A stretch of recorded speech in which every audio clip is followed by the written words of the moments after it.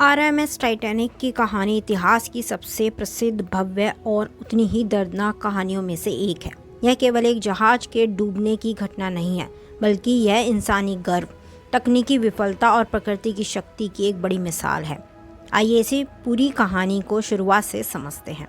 सपना और निर्माण 1909 से 1912। 20वीं सदी की शुरुआत में व्हाइट स्टार लाइन नाम की एक ब्रिटिश शिपिंग कंपनी ने दुनिया के सबसे बड़े और सबसे आलीशान जहाज़ों की एक सीरीज़ बनाने का फैसला किया। टाइटैनिक उसी का हिस्सा था। अकल्पनीय आकार। टाइटैनिक की लंबाई लगभग 882 फुट और ऊंचाई 17 मंजिला इमारत जितनी थी। कभी न डूबने वाला जहाज। टाइटैनिक के निर्माण में सबसे उन्नत तकनीक का इस्तेमाल किया गया था। इसमें 16 वाटर टाइट कंपार्टमेंट यानी कि पानी रोकने वाले डिब्बे बनाए गए थे। डिज़ाइनरों का मानना था कि अगर इसके 4 डिब्बे पानी में डूब भी जाएं, तब भी जहाज नहीं डूबेगा। इसलिए मीडिया ने इसे कभी न डूबने वाला जहाज घोषित कर दिया। आलीशान इंटीरियर।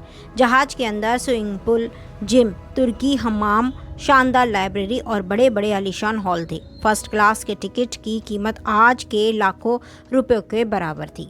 पहली और आखिरी यात्रा 10 अप्रैल 1912 को टाइटैनिक इंग्लैंड के साउथहैम्पटन बंदरगाह से अपनी यात्रा पर न्यूयॉर्क के लिए रवाना हुआ। जहाज पर लगभग 2200 से अधिक लोग सवार थे। इसमें दुनिया के सबसे अमीर अरबपतियों से लेकर तीसरी श्रेणी के गरीब अप्रवासी शामिल थे, जो अमेरिका में नई जिंदगी की शुरुआत करने का सपना लेकर जा रहे थे। जहाज के कप्तान ने एडवर्ड जॉन स्मिथ, जिन्हें उनके लंबे अनुभव के कारण इसी ऐतिहासिक यात्रा की कमान सौंपी गई थी। वह काली रात यानी कि टक्कर का दिन 14 अप्रैल 1912।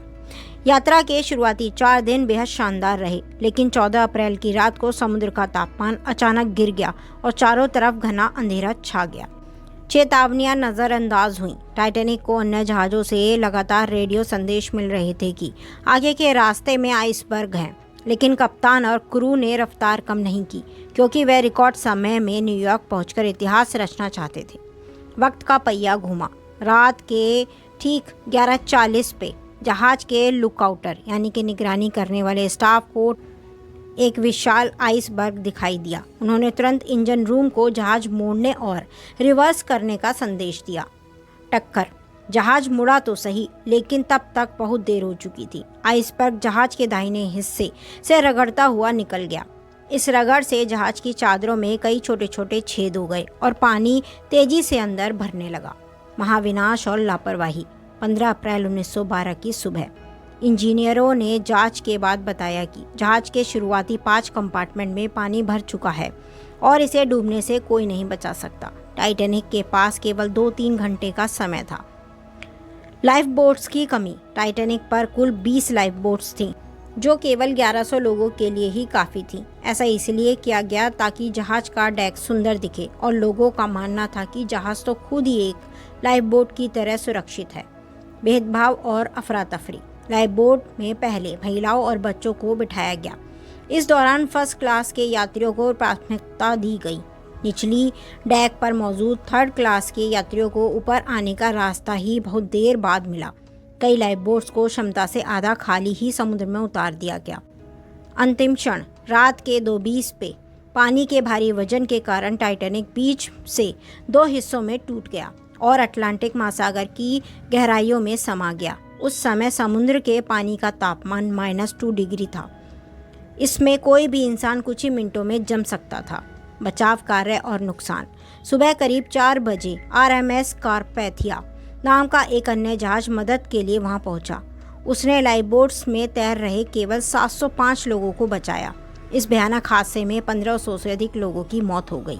कैप्टन स्मिथ समेत जहाज के मुख्य स्टाफ और डिज़ाइनर थॉमस एंड्रयूज ने भी जहाज के साथ ही जल समाधि ले ली।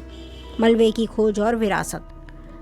डूबने के 73 साल बाद 1985 में रॉबर्ट बलार्ड नाम के एक समुद्र विज्ञानी ने टाइटैनिक के मलबे को खोज निकाला। यह मलबा समुद्र की सतह से लगभग 12,500 फीट नीचे 2 टुकड़ों में पड़ा हुआ था। टाइटैनिक की त्रासदी ने दुनिया को सिखाया कि प्रकृति से बड़ा कोई विज्ञान नहीं है। इस हादसे के बाद समुद्री यात्रियों के नियमों को पूरी तरीके से बदल दिया गया, जैसे हर यात्री के लिए लाइफ बोट अनिवार्य करना और 24 घंटे रेडियो संपर्क बनाए रखना।